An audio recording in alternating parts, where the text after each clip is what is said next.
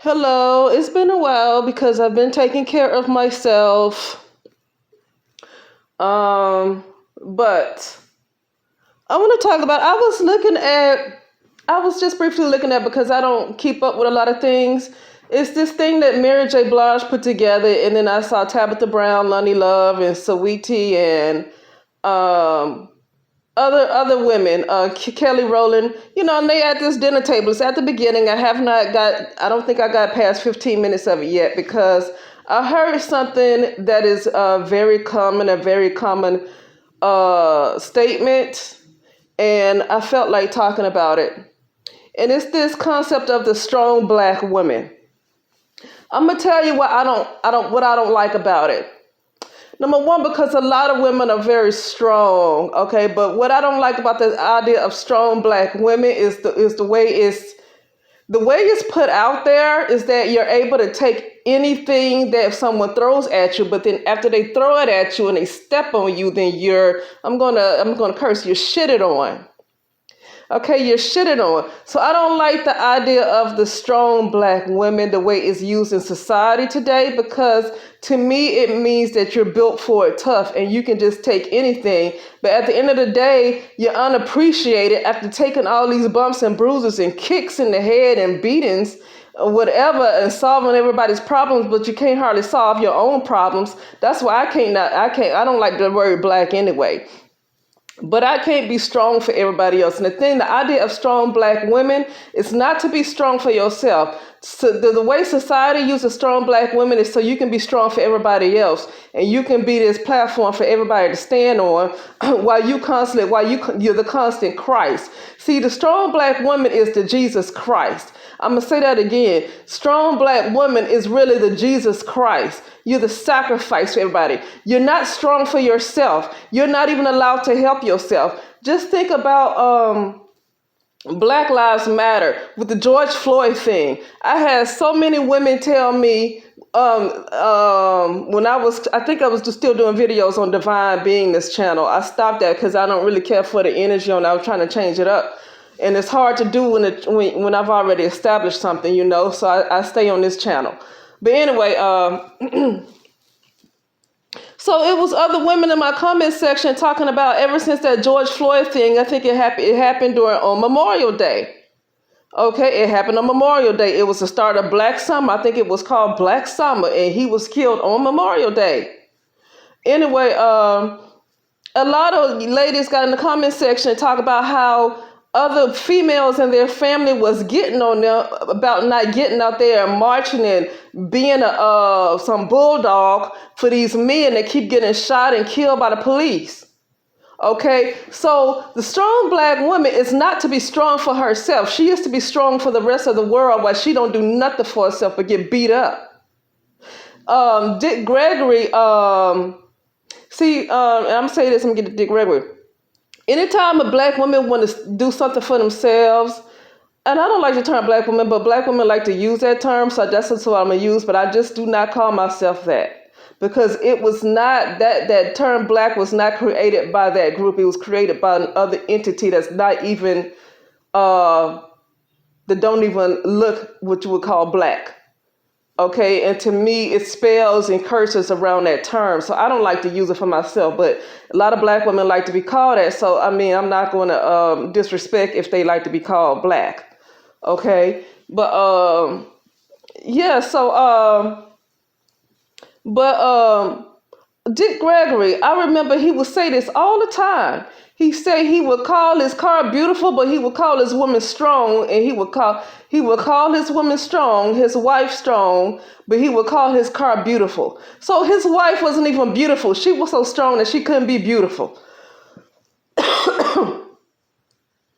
Okay? You're not allowed to be a person. You're not allowed to be a human being. You're like treated like an X-Men. And don't get me wrong, a lot of women, especially brown, melanated women, are X-Men. But not in this particular state, not really. I mean, yeah, it's still more, you have more energy and more power when you know how to use it. But a lot of black/brown women, they use that power to pour into everybody else, and they're depleted and have little bit for themselves. They're like Big Mama on soul food. That's what they like. They like Big Mama on soul food. You just pour into everybody else and you strong and you pour in everybody else and you got little for yourself. So all this power, yeah, you got a lot of power, but it's given to everybody else and there's nothing for you. And then the world shits on you and try to figure out why you so angry. Why are you so angry? Because that's self-hate. That's why it's self-hate. Let me say it again. That is self-hate. That is not self-love. And I'm not saying that to be nasty. I'm just I'm saying what it is at this point. When you're not good to yourself, when you don't nourish yourself, you don't have compassion for yourself. A lot of black women don't have compassion for each other because they see each other as this strong black woman that need to get stomped on, but they'll have compassion for a white woman. Let me give you an example. What's this guy that came out with this movie called, it's about Nat Turner. I never saw the movie, but I think he was in college. I think he was a football player in college, and he was accused of raping some woman while she was under the influence. I don't know if it was drugs, alcohol, or whatever, at some little college party.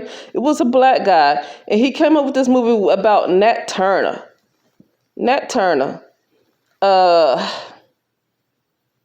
Anyway, something about America. You guys know what I'm talking about. Anyway, here's the thing. He's married to a white woman, right? So nobody saw what this woman that he raped looked like in college, right? But a lot of people assume that she could have been a white person because it seems like he likes white women. So it was assumed that that person could have been white when really she could have been black. But I'm going to tell you the sympathy and empathy a lot of black women have for this white woman.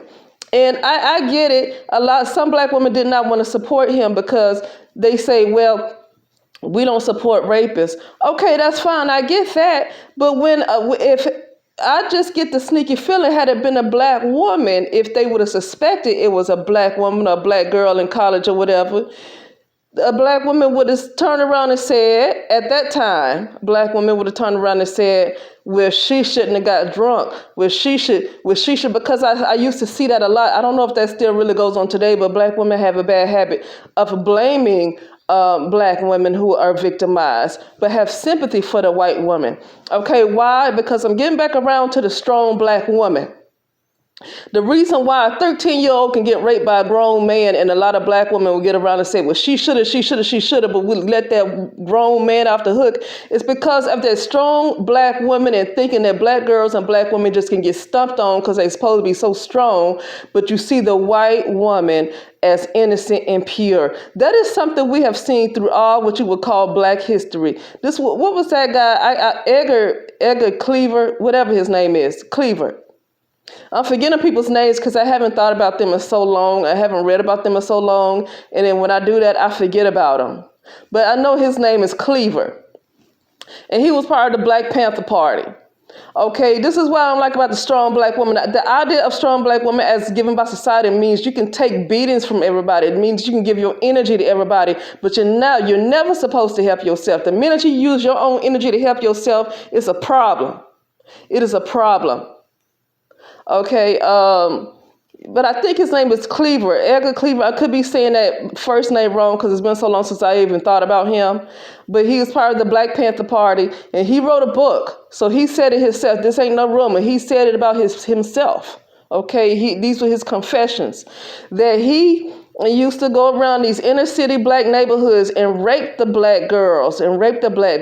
Okay, and didn't even care about how they felt. But then, and it was supposed to be practice to get to the white woman or something. And so after he finished raping all them black girls, black women and girls, he went into the white neighborhoods and raped the white women and girls. But he felt more sympathy for the white women and girls because he felt like they had feelings. He felt like they were more human.